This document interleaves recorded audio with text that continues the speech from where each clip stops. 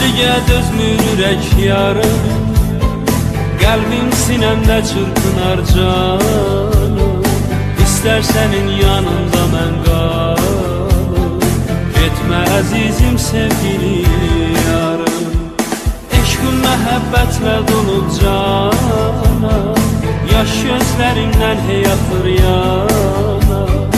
Sən bax mənə yarım yana yana, qoy bu məhəbbət daimi qalar. Səndən sonra heç bir kəsim yoxdur, getmə yarım getsin qəmim çoxdur.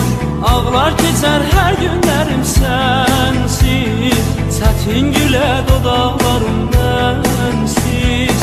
Səndən sonra heç bir kəsim yoxdur, getmə yarım getsin qəmim çoxdur. Ağlar keçər hər günlərim sənsiz, çətin gülə dodaqlarım mənsiz. Sən verdiyin güllər solub məndə, qəmli baxışlarım qaldı səndə. Gəl gəl yarım bir də gülüş gəlsin, mənə gülüş müjdəsini versin. Sənsizliğə dözmür ürək yarım, qəlbim sinəmdə çırpınar canım. İstər sənin yanında mən qalım, getmə əzizim sevgili yarım.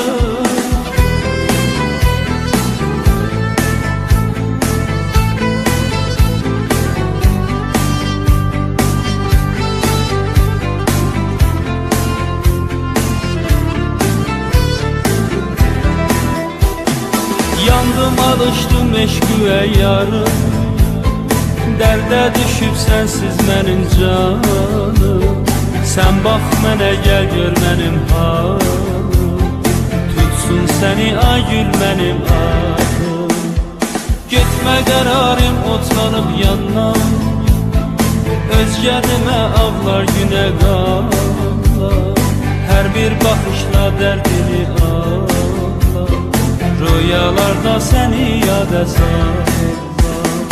Səndən sonra heç bir kəsim yoxdur, getmə yarım getsin qəmim çoxdur.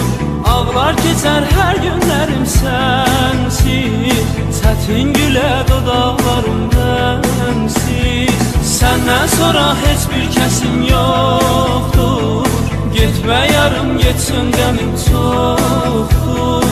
Ağlar keçər hər günlərim sənsiz, çətin gülə dodaqlarım mənsiz.